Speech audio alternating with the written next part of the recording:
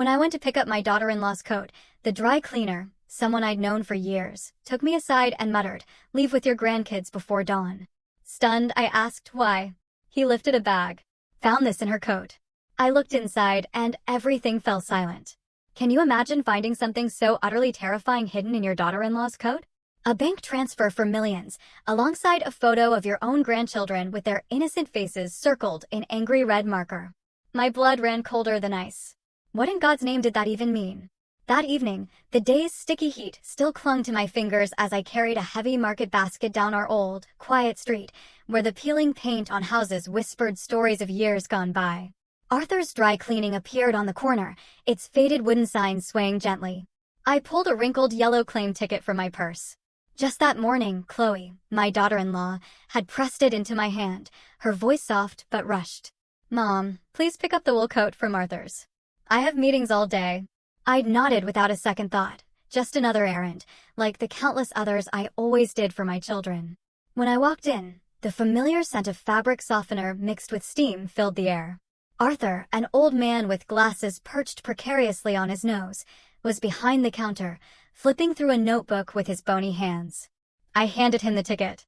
He glanced at it, then nodded, disappearing wordlessly into the back storeroom. He usually sent the young man who worked for him, but today, he went himself, moving slowly as if trying to buy time. I waited, stroking the handle of my basket, thinking only about what I'd cook for Sophia and Leo, my grandchildren, that night. He returned with Chloe's coat, carefully wrapped in clear plastic, smelling of softener. But instead of handing it to me, he stopped. He scanned the empty shop, making absolutely sure no one else was there. My stomach clenched. This felt strange. Before I could ask, his rough, calloused hand gripped my arm tightly. "Eleanor," he murmured, his voice hoarse, barely a whisper. "Come here for a moment."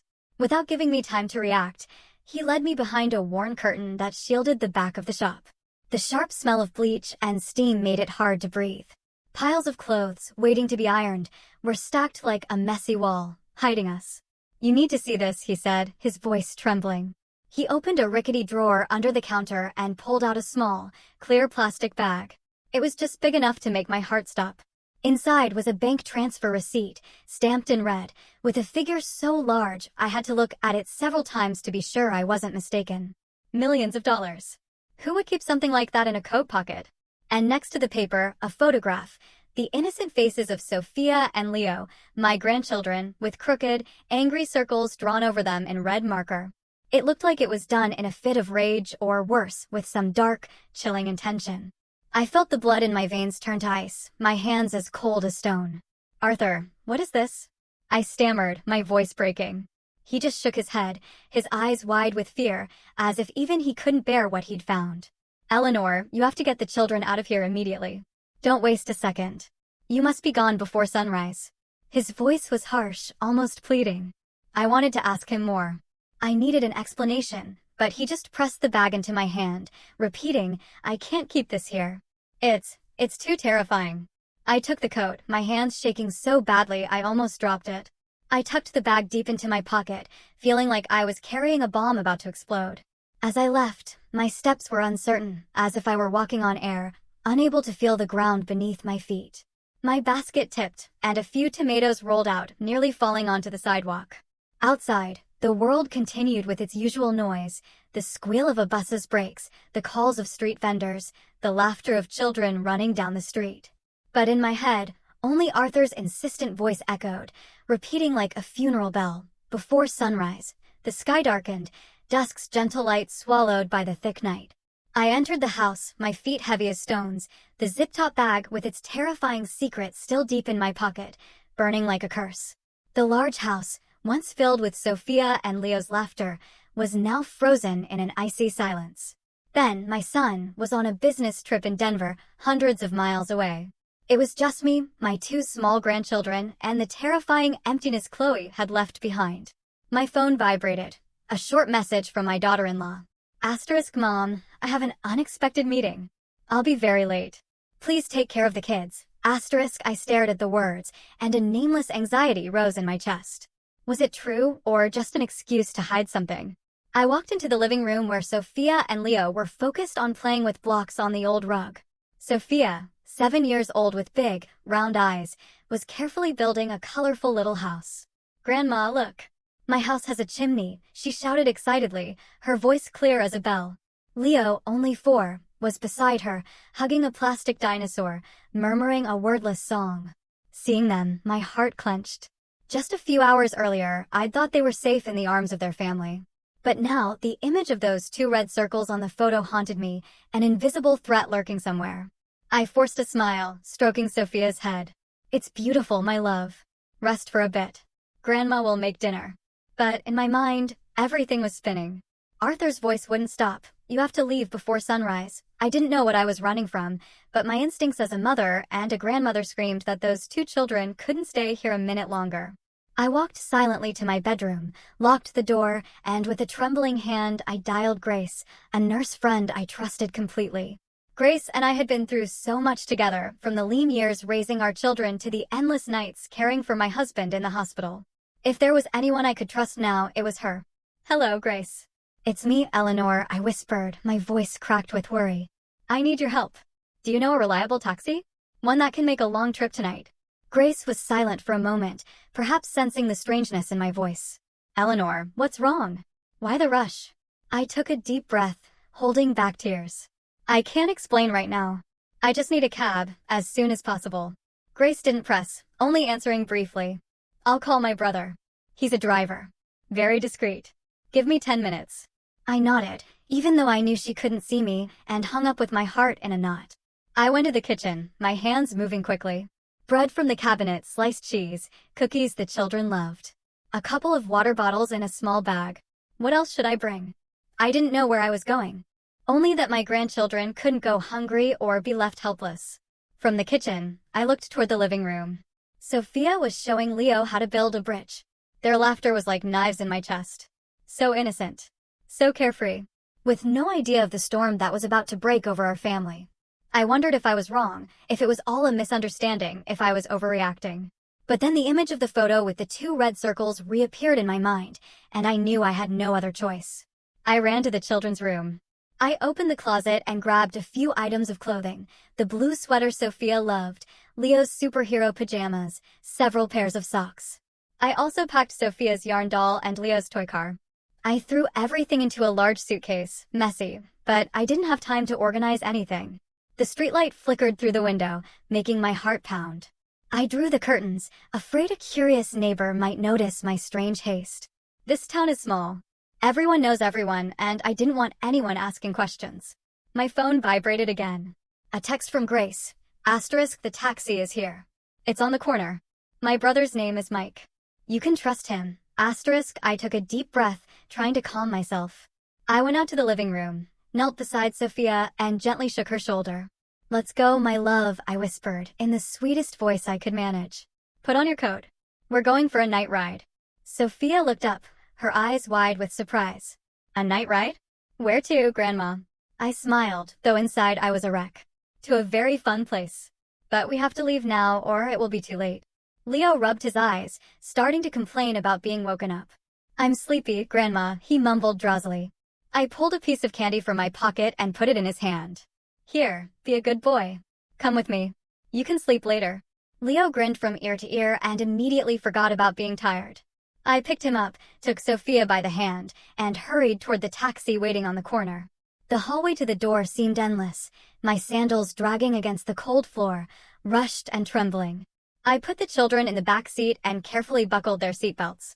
Sophia hugged her doll, looking at me with curiosity, but still trusting.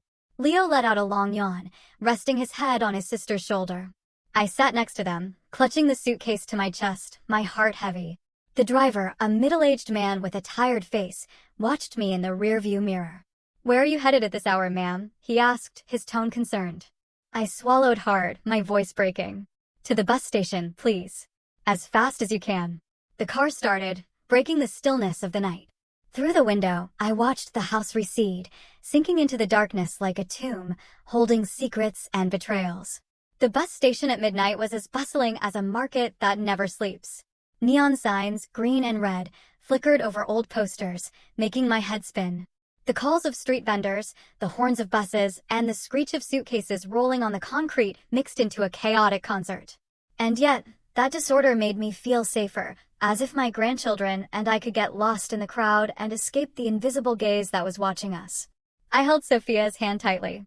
Leo was sleeping soundly on my shoulder, his warm breath on my neck reminding me that I had to stay strong, even if I felt broken inside. I approached the ticket counter, trying to sound calm as I asked, 3 tickets to Charleston. The last trip of the day. The ticket agent, a man with a messy mustache, glanced at me and the children. Then he slid 3 tickets through the window. It's leaving immediately. Get on quick or you'll miss it, he said in a monotone voice. I nodded, paid, and turned to Sophia, forcing a smile. We're going to visit a distant relative. We're going to have a great time. The girl nodded, though her big eyes reflected curiosity. Which relative, Grandma? Do I know them? I stroked her head, avoiding her gaze. It's an old family member. You haven't met them yet. Get some sleep. It's a long ride. Sophia nodded again, hugging her yarn doll tightly. Her eyes fixed on the bus window. The bus pulled away, the roar of the engine breaking the night silence. Leo remained asleep on my shoulder, his head lolling, his hand still clutching his toy car. I looked outside, the streetlights blurring past like fading memories. Charleston, the place where I had lived more than 20 years ago, was the only option in my head at that moment. It was there that my husband and I built the first years of our marriage, where Ben was born and where I once felt safe. Now, I just hoped that city would be a refuge for the 3 of us, even if only temporarily. But deep down, I knew I wasn't just running away. I was searching for a way to face a truth I didn't yet dare to name. When we arrived in Charleston, it was already dawn, the pale light filtering through the old rooftops. I carried Leo and led Sophia to a small motel hidden behind the central square. The room was cramped, with a faint smell of dampness and a double bed covered in faded sheets. I put both children on the bed and tucked them in. Sophia murmured in her sleep, Grandma, where's Mommy? That question pierced my heart like a dagger. I just stroked her head and whispered, Sleep, sweetie. Your mommy is busy. She'll be here in a little while. But I knew very well it was a lie. Chloe, the daughter-in-law I once loved so much, was now an enigma, a dark shadow I didn't dare to face. I sat by the window, my hands clasped, my mind racing.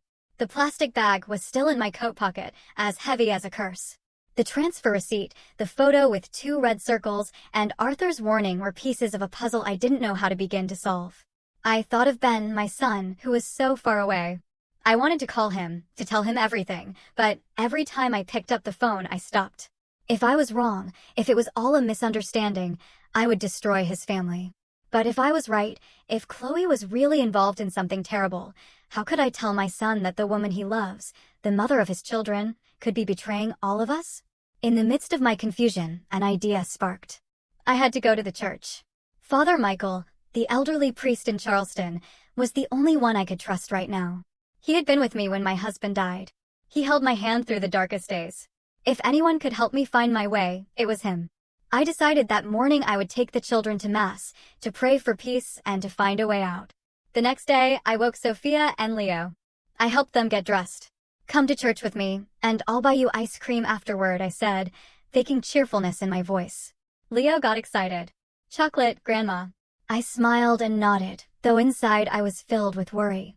We walked to St. Francis Church, where the ancient stone walls and the ringing of the bells gave a rare sense of calm.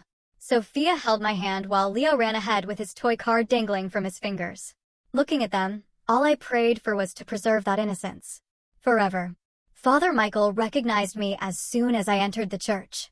His white hair shone under the light streaming through the stained glass windows, and his kind but piercing eyes looked straight at me. It's been too long, he said in a warm voice. What are you and your grandchildren doing here? Is something wrong? I just nodded, unable to speak in front of the children. After Mass, I let Sophia and Leo play in the church's backyard where other children were running around. I asked Father Michael for a private conversation. In a small, quiet room behind the altar, the smell of old wood and melted wax helped me breathe easier. Gathering my courage, I told him everything.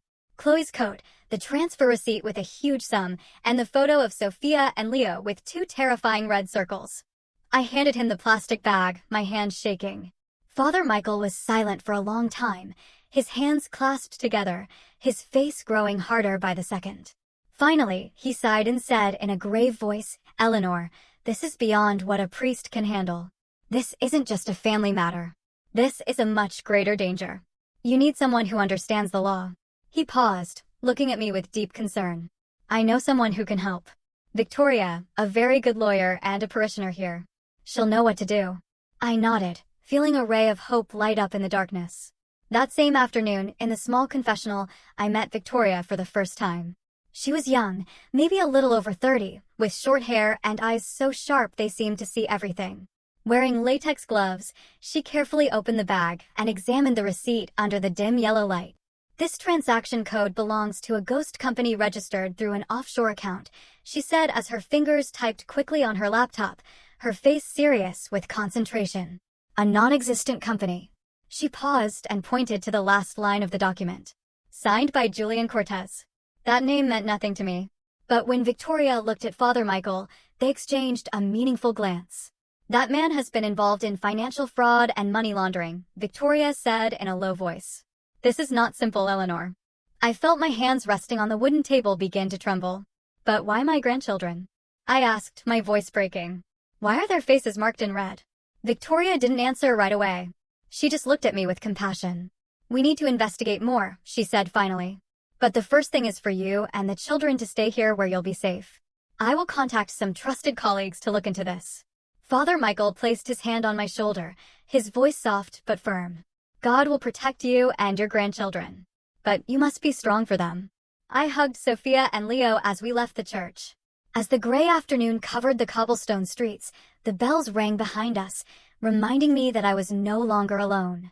The next day, I found myself in front of a motel door in Charleston, my heart on fire. Sophia and Leo were playing in the yard of Grace, my old nurse friend whom I trusted completely. Through the wooden fence, I watched them. Sophia was teaching Leo how to blow soap bubbles, and their crystal-clear laughter filled the sunny morning. I smiled, but that smile felt heavy, as if every second spent there was stolen from them. Grace, can you watch the kids for a day? I asked, trying to stay calm. I have to go back to my town to sort out some important personal matters. Grace looked at me. Her sharp eyes seemed to want to ask more, but she just nodded. Don't worry, Eleanor. The children will be fine with me. I'll make them pudding and tell them stories. I squeezed her hand, saying nothing more, but with infinite gratitude in my heart. I took the first bus of the morning back to town, huddled in a seat at the back, the plastic bag still in my coat pocket, a constant reminder of the terrifying secret I was carrying. The landscape passed by the window, dry cornfields, dilapidated houses, but I saw nothing but the image of the two red circles on the photo of Sophia and Leo. I wondered what I was doing. If it was right to leave the children behind and return to this dangerous place. But I knew that if I wanted to protect them, I had to uncover the truth, no matter how cruel. The family house appeared as the bus pulled into the last stop. It was silent, cold. It was no longer the home Ben and I had built over so many years. Now it felt like a crime scene, waiting for me to discover it. I took the spare key from the bottom of my purse, my hand trembling as I opened the gate. The squeak of the hinges echoed in the silence, making me turn my head with a start. The street was deserted, only a few dogs barking in the distance. I went inside and locked the door, feeling like I was crossing into another world where everything I had believed could crumble. The living room was just as I had left it the day before. Chloe's light blanket was thrown carelessly over the sofa, as if she had been there just hours ago. On the side, a half-drunk cup of coffee, the dried foam now a brown stain. I stood there, looking around, trying to find some sign, some clue to explain what was happening. But the air inside the house was heavy, as if even the walls were keeping secrets. I didn't hesitate any longer and went straight to Ben and Chloe's room where I knew there was something I needed to check. Under the closet, the small gray safe was still there, motionless like a silent accomplice. I remembered Ben's birthday a few months ago when Chloe, drunk after several shots of tequila, had blurted out the combination while laughing with me. Mom, you wouldn't believe it. Ben always tells me to change the code, but I like May 12th, 2018, our wedding day. At the time, I just laughed, thinking it was an unimportant detail. But now, that sequence was the key to opening the door to the truth. I knelt, dragging the dust-covered safe out. My hands shook as I turned each number. 120518. The dry click echoed like a gunshot in the silence, making my heart leap. I opened the heavy door of the safe, breathing heavily. Inside, stacks of dollar bills were neatly piled. The green glow left me stunned. Tens, maybe hundreds of thousands of dollars. A sum my family had never dreamed of. Next to them, a pile of fake passports and IDs with unfamiliar names: Maria Gonzalez, Juan Alvarez, Sofia Morales. I flipped through them one by one, my heart pounding as if I were reading a list of ghosts. In a corner were 2 sealed cell phones, ready to be activated on some plan. But what took my breath away were the papers at the bottom. 3 business-class plane tickets from Chicago to Madrid, in the names of Chloe, Sophia, and Leo. Ben's name was not there. I checked them over and over, hoping I was mistaken, but the cold truth was like a knife piercing my chest. Chloe was planning to escape, to take my grandchildren and leave my son behind like an obstacle. I pulled out one more envelope, my hands trembling. Inside, there was a photo. Chloe smiling radiantly next to an unk. Noun man, elegant in a black suit.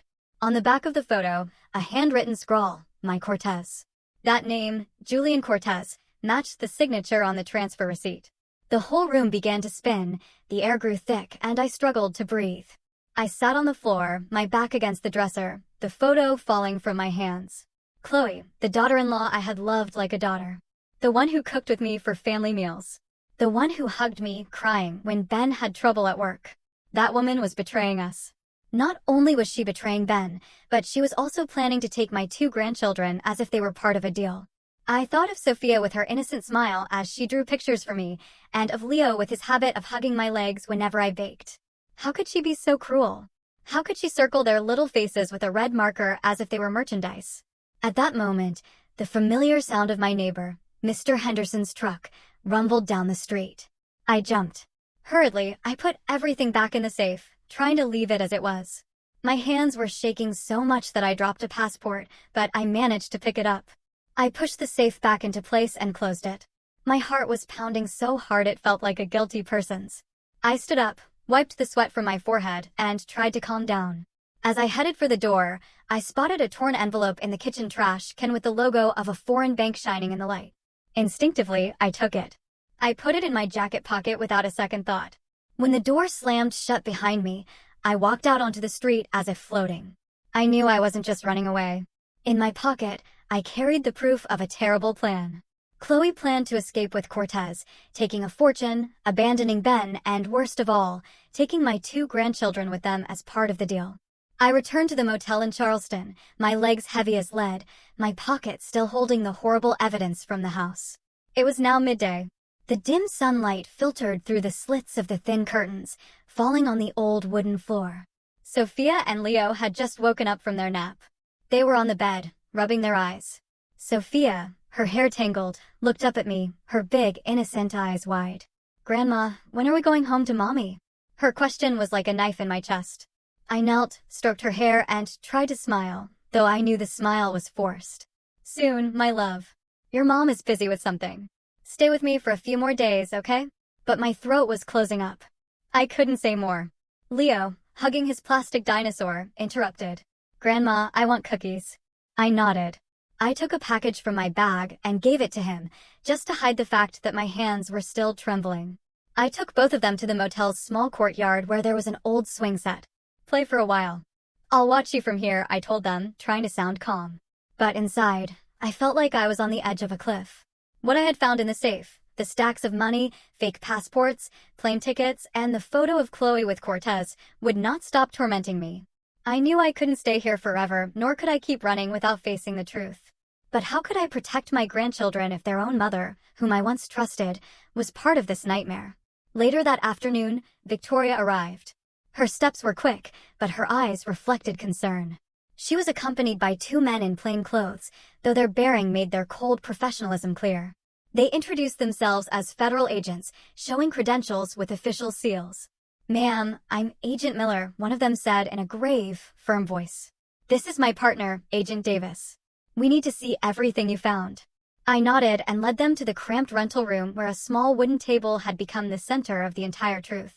I spread everything out on the table: the receipt for a massive transfer, the envelope from the bank, a photo of Chloe smiling next to Cortez, 3 plane tickets to Madrid, and a stack of fake passports.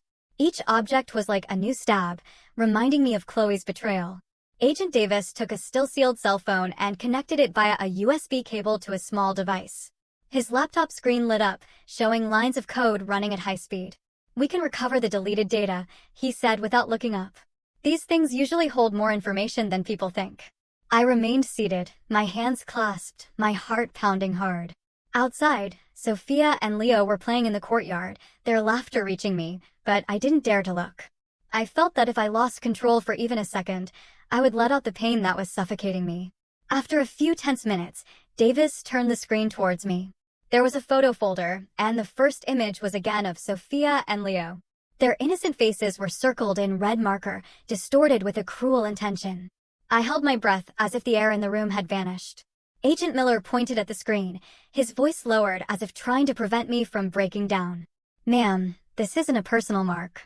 It's a symbol used in human trafficking networks." The word trafficking sounded like a thunderclap, leaving me paralyzed. He enlarged the image and showed a series of tiny numbers in the corner. "It's a transaction code. The red circle means target selected. The children are part of a much larger plan." Instinctively, I wanted to hug my grandchildren even though they were outside, as if I could protect them from that terrifying truth. My eyes filled with tears, but I refused to cry. I didn't want the little ones to see me. "You mean they plan to sell my grandchildren?" I asked in a trembling voice, barely audible. Miller nodded with a look full of compassion. "We don't know the whole plan yet, but this evidence points to an organized criminal network." "And the woman in this photo?" he asked, pointing to Chloe, most likely an accomplice. Victoria placed her hand on my shoulder, and her voice trembled, too. "Eleanor, this is no longer a family matter. It's an extremely serious criminal case. We're going to do everything we can to protect the children." But her words couldn't calm the storm inside me. Chloe, the daughter-in-law I had loved like a daughter, who was with me when Leo was born, who shared laughter on so many family nights. How could she be so cruel? How could she turn two children, her own blood, into targets for a dirty business? Davis continued typing on the laptop, pulling up messages that had been deleted. One appeared, short but cold, *2 targets selected. In short, timely delivery, the message was sent from Chloe's number to an unknown number. Signed, J.C. Julian Cortez. I felt the blood in my body freeze. She really did this," I murmured, not knowing who I was talking to. Victoria took my hand, squeezing it gently. "Eleanor, I know this hurts so much, but you have to be strong for the children." They told me to stay calm, to act as if nothing was wrong. "Do not communicate with Chloe," Miller said in a firm voice. "She must not know what you've discovered. We need time to investigate further." I nodded, but my heart was in a tangled mess. How could I pretend to be normal when every breath carried the pain of betrayal? How could I look into Sophia's and Leo's eyes knowing their mother had planned to sell them as if they were merchandise? I brought the two grandchildren back to the room, trying to play with them as usual. "Grandma, tell the story about the vampire," insisted Leo, climbing onto my lap. I hugged the boy and told him the story he loves. But my voice broke as if I myself were lost in a nightmare. Sophia was on the side, drawing with colored pencils, humming a song. I looked at them, and my chest ached as if it were being torn apart. They were carefree innocent, not knowing their world had been on the verge of being shattered by the very mother they loved. Outside, black clouds gathered and a sudden downpour began. The rain beat hard on the motel's tin roof, marking the rhythm of the chaos in my chest. I drew the curtains, hugged the children, trying to protect them from the storm outside and the storm within me. The next morning, a black car pulled up in front of the motel, no license plate, no lights, but I knew it was a federal police vehicle. Victoria had called earlier to tell me to get ready. "Eleanor, today we're going to plan everything," she said over the phone, her voice confident, though with a hint of concern. I quickly put on a sweater. I woke the two grandchildren and asked them to stay with Grace for one more day. "Where are you going, Grandma?" Sophia asked with those big, curious eyes. I stroked her head, trying to force a smile. "I'm going to see an old friend. I'll be back for you in the afternoon." Leo, nibbling on a cookie, nodded without asking further. I kissed them on the forehead and got into the car, my heart as heavy as if I were carrying the whole world on my shoulders. The federal police office in Charleston was hidden on a narrow street, with no sign to indicate that serious cases were handled there. I went in and was taken to a small meeting room where the smell of old coffee and papers hung in the air. Victoria was already waiting, seated at a long table. Across from her were 3 officers, Miller, Davis, and a female officer named Hayes, whose gaze was both stern and gentle. Eleanor, we've reviewed the evidence you gave us, Miller began in a grave but sharp voice. This is a major case related to an international crime ring. We need your cooperation to capture Chloe and Cortez. They explained the plan, to create a fake scene where Sophia and Leo had disappeared to make Chloe and Cortez panic and reveal their movements. We will monitor all their communications, Hayes said, pointing to a screen showing a map of the city. We've installed a listening device on Chloe's phone and are tracking Cortez's number. They will contact each other, and then we will have enough evidence. I listened, but my heart tightened. And my grandchildren? Will they be safe? I asked, my voice trembling, unable to hide my fear. Hayes put a hand on my shoulder with a firm look. Don't worry, we have arranged an absolutely safe shelter for the children. You will be able to video call them whenever you want to see them. And they took me to another room where a social worker was playing with Sophia and Leo in a room full of toys. Sophia was coloring a picture, and Leo was building with Legos while babbling a story about a spaceship. Seeing them, I felt like crying. They didn't know I was trying to protect them from their own mother. Eleanor, the social worker said in a soft voice, the children will stay here with me. I will take care of them as if they were my own. I nodded, hugged my 2 grandchildren tightly one more time before leaving, feeling like I was leaving a part of my heart behind. That night, I returned to the motel and sat alone in the small room, phone in hand, waiting. Victoria and Davis were with me. The listening device was on the table, and the laptop screen glowed with the messages being monitored, just as we expected. My phone vibrated. A message from Chloe, in a desperate tone, *Mom, where are you? Have you seen the kids? They're gone. I've called the police. I'm scared to death. I read the message and felt my heart clench. How could she fake it like that? How could she write those words when she herself had planned to take my grandchildren away? Davis motioned for me not to answer, just gently shaking his head. Let her get tangled up on her own, he murmured. Half an hour later, Chloe's phone called an unknown number. The listening device activated, and her voice came through the speaker, nervous and trembling. Cortez, the children are gone. I had everything ready, but I can't find them anywhere. The man's voice on the other end was hoarse and annoyed. Calm down. We can't back out now. The plane tickets are already bought. The buyer on the other end is waiting. If we don't have the merchandise, we'll be in big trouble. The word merchandise was like a knife twisting in my skin. I clenched my fist, my nails digging into my palm, trying to hold back tears. Sophia and Leo, my 2 little angels, being called merchandise. I wanted to scream. I wanted to go confront Chloe, but Davis motioned for me to be quiet. His gaze cold.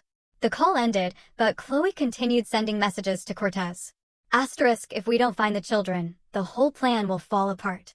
You have to do something, *. Davis gave a cold smile. Let it fall apart. That's how it should be, he said in a grave voice. This confession will be irrefutable evidence at trial. Victoria took my hand and squeezed it gently as if trying to give me strength. Eleanor, we're almost done with this, she said. But her voice also broke, as if she herself felt my pain. I stayed there, my cold hands clasped, feeling both a deep fear and a strange relief. Relief because I knew Chloe and Cortez were digging their own graves, but the pain still crushed my chest. I thought of the past days when Chloe was a shy young woman, newly arrived in the family. When she would sit with me in the kitchen, kneading bread and telling me her dream of opening a small shop. I loved her. I thought she was part of the family. But now every memory was like a wound that opened wider each time I recalled it. Outside the window, the night was thick, without a single star. I heard the soft murmur of several unlit car engines parked silently on the street corner. They were like beasts, waiting, patiently biding their time. I looked at Victoria, then at Davis, and felt like I was entering a chess game whose end I did not know. Eleanor, you did the right thing, Victoria said, her voice low but firm. You saved your grandchildren. I nodded. But inside, a doubt began to grow. Had I really saved them, or was I just dragging them into a new nightmare? That night, darkness covered Charleston like a thick veil. I was sitting inside a Federal Police Command vehicle parked 2 blocks from a cheap hotel on the outskirts of town. The air inside the car was heavy, the smell of engine oil and cold coffee mixing and making it even harder for me to breathe. Victoria was beside me, her gaze as hard as steel, but her hands were clasped tightly as if trying to contain her tension. Officer Hayes, who had reassured me that morning, was adjusting the radio, her voice deep but clear. Eleanor, you just stay here and listen. We'll handle everything. But how could I be calm when my heart was beating so hard it felt like it would burst from my chest? Sophia and Leo were safe in the police station's playroom. But the mere thought that I was about to witness Chloe's betrayal made me tremble. Over the radio, short, sharp commands were heard like knives. Alpha Team, position on the northeast corner. Bravo Team, control the rear exit. The target is heading to the meeting point. I clenched my hands tightly, my nails digging into my palms, trying not to show my fear. Victoria placed a hand on my shoulder and murmured, "Eleanor, it will all be over tonight. You did the right thing by getting the children out." I nodded, but tears were already streaming silently down my cheeks. The right thing? What had I done besides run away and ask for help? Yet deep in my heart, I knew I had no other choice. I had to protect my grandchildren, even if the price was facing the heart-wrenching truth about my daughter-in-law, whom I had once loved like a daughter. Hayes turned on the live feed from the listening device, and Chloe's voice echoed, shaky and fast. "Cortez, I don't understand. Where are those two? Without them, what are we going to deliver in the deal?" Every word cut me like a knife. Deal. That word made me want to scream, to lunge out and slap her. How could she refer to Sophia and Leo, her own children, as if they were merchandise? Cortez's hoarse, rough voice replied, "Shut up. First, let's go to the hotel. The intermediary is already waiting there. If we don't bring the merchandise, we're finished." I held my breath as if the air inside the car had vanished. Intermediary, merchandise. Those words were needles in my chest, reminding me that this wasn't just a family betrayal, but a monstrous crime. Hayes whispered into the radio. "The target has entered the parking lot. Prepare to move in." Through the microphone, I heard the dull thud of a car door closing, then rapid footsteps on the concrete. I imagined Chloe and Cortez, two tense figures moving towards the empty parking lot, unaware they were walking straight into the trap set by the police. Suddenly, a firm shout tore through the quiet. "Federal police, hands up!" The thunder of running boots, the click of flashlights turning on, and then a sharp scream from Chloe, so piercing it ripped through the night. "No, it can't be," she cried, her voice filled with terror. Over the radio, I heard sounds of a struggle. "Cortez, run!" Chloe yelled, but immediately an officer ordered, "Freeze. Put your hands up or I'll shoot." There was a thud, then the sound of Cortez's body hitting the ground next to a white van. "Don't move," another voice commanded. I heard the metallic click of handcuffs being fastened. Chloe was crying, her voice in pieces. "You're mistaken. I didn't do anything." But then I heard her purse fall to the ground, stacks of money spilling out, and the cold voice of an officer. "Do you have anything else to say?" Sitting in the car, I couldn't hold back anymore. Tears streamed silently down my cheeks. I didn't know if I was crying with relief because the trap had worked, or with the pain of facing the truth that Chloe, whom I had considered a daughter, was willing to sell my two grandchildren. Victoria took my hand, squeezing it tight. "Eleanor, they've got them. The children are safe," she said, her voice trembling. But the pain inside me did not subside. I thought of those nights when Chloe would sit with me, laughing, sharing small dreams. I believed her. I loved her. I thought she was part of the family. Now all that was left was a ghost, someone who had wanted to destroy everything. A voice came over the radio. Brief but authoritative. Both targets secured. Operation successful. No casualties. Outside, the sirens all went on at once. The red and blue lights spun, reflecting off the old hotel walls. I heard patrol car engines starting, voices giving orders, hurried footsteps. The night seemed torn apart by chaos, but for me, it was the sign that the net of fate had finally closed. A few weeks later, I sat in the courtroom of the federal courthouse in Charleston. The air was heavy, thick, as if the walls held secrets. The benches were filled with neighbors mixed with a few reporters armed with cameras and notebooks, their gazes sharp, ready to record every moment. I held Sophia and Leo tightly. The children snuggled against me as if they could feel the tension in the air. Victoria was beside me, rubbing my back, whispering, "Eleanor, it will all be over today. You have been very brave." But how could I feel strong when my heart was in pieces? The truth about Chloe, about her terrible plan, was about to come to light, and I knew it would leave scars impossible to erase on me and my grandchildren. Chloe appeared in the defendant's box, wearing a beige prison jumpsuit. Her hair tangled, with no trace of the radiant daughter-in-law I had known.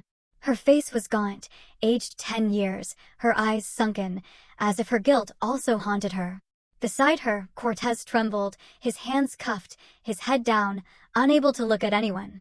Seeing him, I didn't know what to feel, rage, pain, or just a cold emptiness in my chest. I had loved Chloe. I had believed she was part of the family. I even defended her in her fights with Ben. But now she was just a stranger, a woman who had tried to sell my grandchildren as if they were merchandise. The prosecutor, a middle-aged man with a firm voice, stood up and began to speak. Your Honor, we are trying a particularly serious case related to money laundering, conspiracy to kidnap children, and participation in a transnational criminal organization. He presented the evidence one by one, each piece like another stab in my heart. The transfer receipt with a huge sum appeared on the large screen. The numbers in red made the whole room murmur. Then he showed a pile of fake passports, strange names that recalled the criminal network Chloe and Cortez were involved in. 3 plane tickets to Madrid, only in the names of Chloe, Sophia, and Leo, were projected, making me squeeze my grandchildren's hands tightly so they wouldn't notice my trembling. But what made the room erupt was when the photo of Sophia and Leo appeared with 2 crooked red circles marking their faces. Some women in the back rows exclaimed, "How horrible!" The murmur grew like a wave, filled with indignation and horror. I immediately pulled Sophia and Leo close, covering their eyes. "Grandma, what is that?" Sophia whispered in an innocent voice. I stroked her head and replied with a broken voice. "Nothing, sweetie.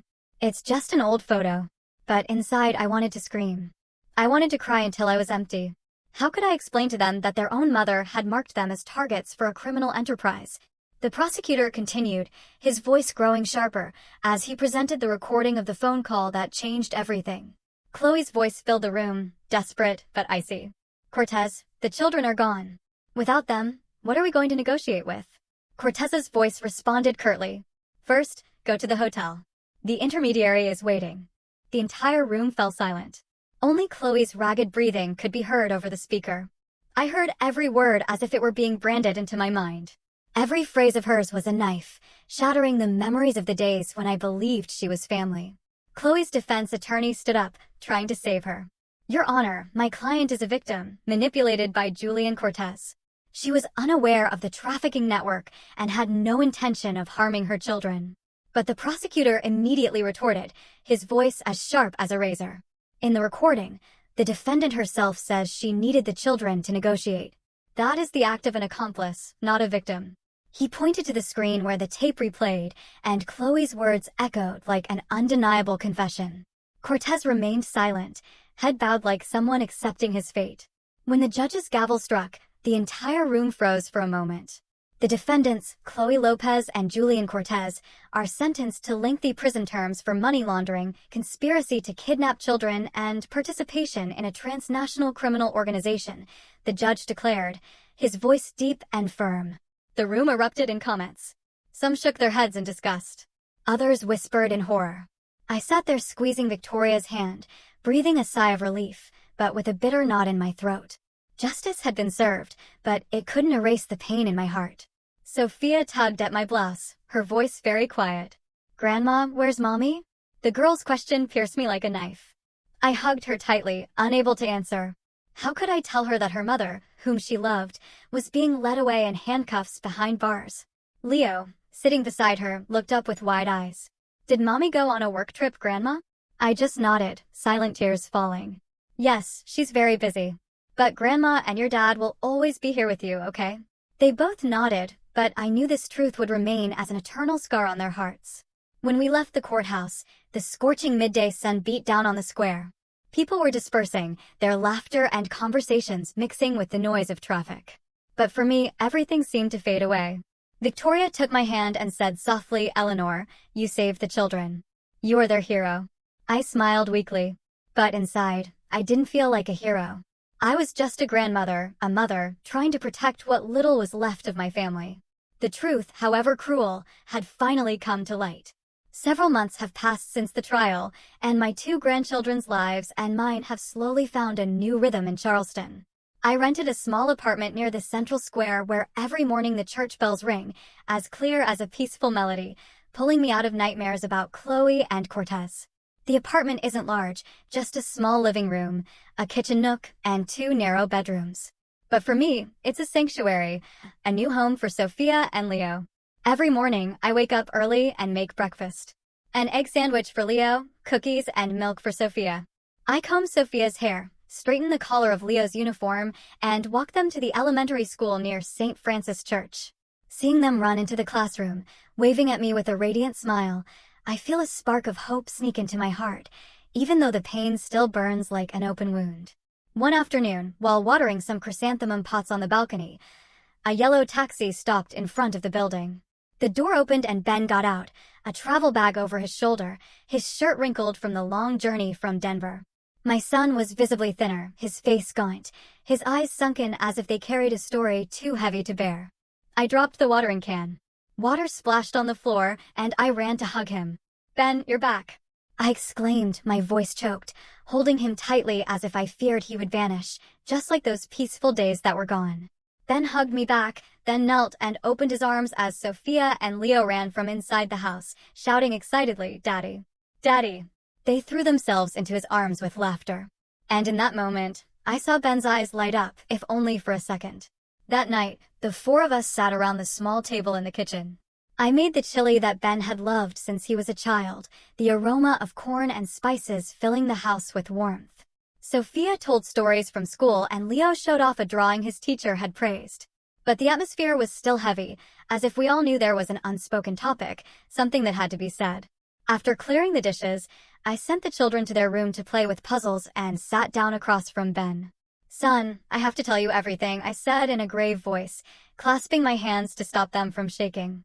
I began to speak slowly, from that afternoon at Arthur's dry cleaners when I received the coat and discovered the plastic bag with the transfer receipt and the photo of Sophia and Leo marked with a red circle. I told him about the overnight bus ride, about the safe under the dresser, about the plane tickets to Madrid without his name on them, and about the trial where the atrocious truth about Chloe and Cortez was revealed. Every word was like a stab, not just for me, but for Ben's heart as well. He remained silent, running his fingers through his messy hair, his eyes red. And when I told him the part where Chloe called the children merchandise to negotiate with, Ben slammed his hand on the table, and his voice broke and said, "Enough, Mom."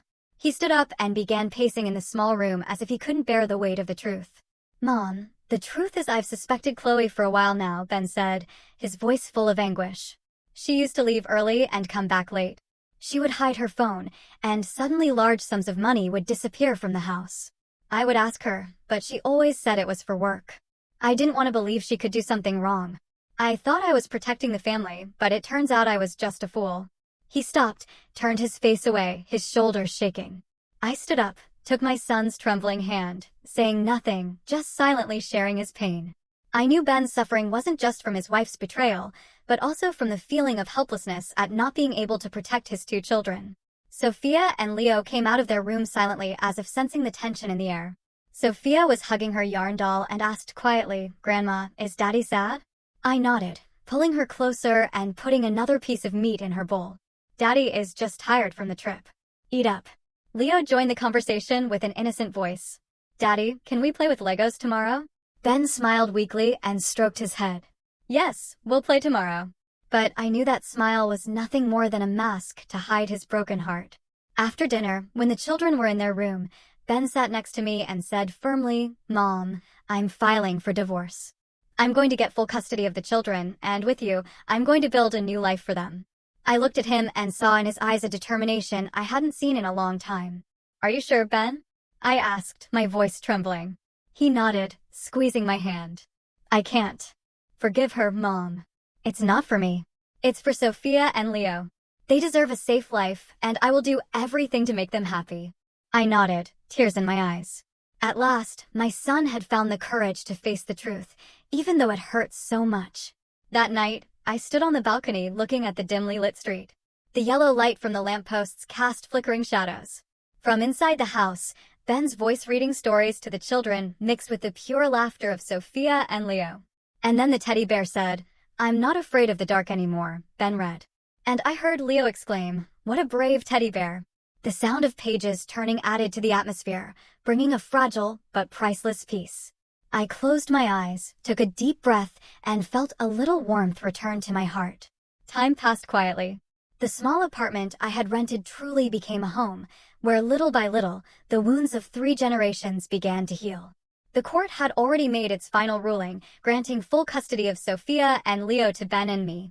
Hearing the news, I sat on the sofa, clutching a hot cup of tea, feeling as if the heavy weight that had been crushing my chest was finally lifted. Every Sunday morning, I took Sophia and Leo to the nearby park. The bells of St. Francis Church rang, mingling with the singing of birds in the trees. Ben, who now had a stable job in Charleston, would play football with Leo on the green grass. The boy, with his short little legs, would run after the ball, smiling from ear to ear. "Dad, kick it hard." Meanwhile, Sophia would happily ride her tricycle around the fountain, her high ponytail waving in the wind. I sat on a bench, savoring a hot cup of coffee, watching the three of them play under the Sunday sun.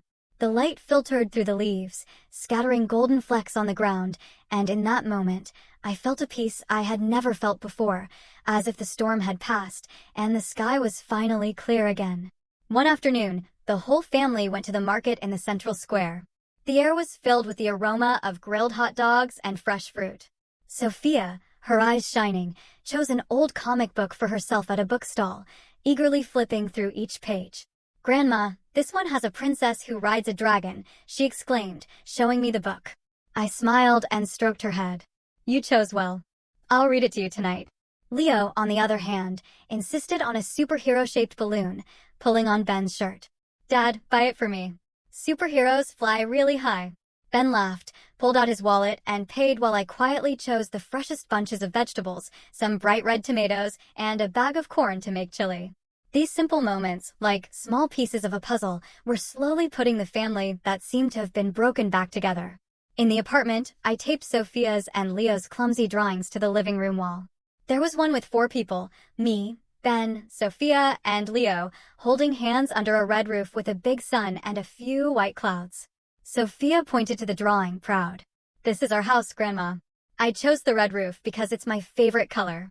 I looked at the picture with a soft smile, but I felt a lump in my throat. Their mother wasn't in the drawing, and I knew that no matter how hard I tried, that emptiness would always be there.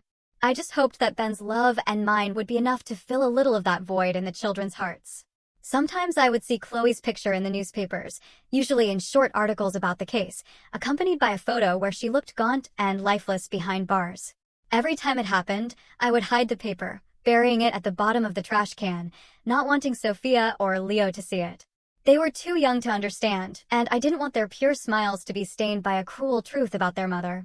But I knew that one day I would have to tell them. I would have to explain why she was no longer there. That thought made me shudder.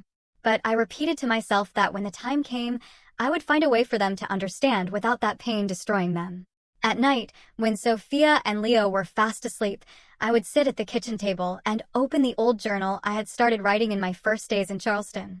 My hand, now less shaky, would glide over the pages, leaving these words, "Asterisk today, Sophia drew a family. She doesn't know that this red roof is all we have. But I will do whatever it takes to make sure it always stands strong. They will grow up surrounded by love and truth, not lies or fear. And never again will anyone dare to use a red pen to mark their faces." Asterisk, I closed the notebook. I turned off the light, leaving only the sound of my 2 little angels' quiet breathing in the next room, and the soft murmur of the night wind coming through the window. Sometimes in my dreams, I still see Chloe's image. Not the one from the courtroom, but the one of that young woman who one day timidly entered my house with a bouquet of daisies in her hand and a nervous smile. I wake up and the tears fall silently, not out of nostalgia, but from the pain of a betrayed trust. But then I hear Sophia calling me cheerfully from the living room or Leo's mischievous laughter as he plays with his dad. And I know I can't let the past drag me back down. I wipe my tears. I get up and prepare a new day for my little family. One night, after reading a story to my 2 grandchildren, Ben stayed with me in the living room. "Mom, I found a study job here," he said, his voice deep but firm. "I want to stay in Charleston. Raise the kids with you. We'll make it, right?" I looked at my son and saw in his eyes a determination I hadn't seen since he was a boy. "Of course we will, son," I replied, taking his hand. "We'll make it because we have each other." Ben smiled. And for the first time in many months, that smile was no longer heavy with burdens. In the darkness, as the streetlight filtered through the slits in the curtains, I understood that my family, after the storm, had truly been reborn. It was a painful rebirth, built on the broken pieces of trust and love, but it was full of hope. I got up, went out onto the balcony, and looked at the quiet street. The church bells rang in the distance, like a reminder that no matter how cruel the past had been, me, Ben, Sophia, and Leo would keep moving forward, with love as a beacon lighting the way. In the depths of my heart, I understood that everything that happened wasn't just my family's tragedy, but also a warning to everyone. Sometimes the person who hurts you is precisely the person you trusted the most. Naivety, blind faith, can become the open door for darkness to enter. But I also understood that the love and courage of a mother, of a grandmother, always have the strength to protect and guide. Learn to look closely at the strange signs. Don't close your eyes for fear of facing the truth. A family is only truly preserved when we have the courage to defend it with all our hearts and with firmness, even in the face of the most painful betrayal. If you were in my shoes, faced with such an unthinkable betrayal, what would you have done? Would you have gathered the courage to confront the darkness, or would you have tried to keep the peace, no matter the cost? I really want to know your thoughts on this.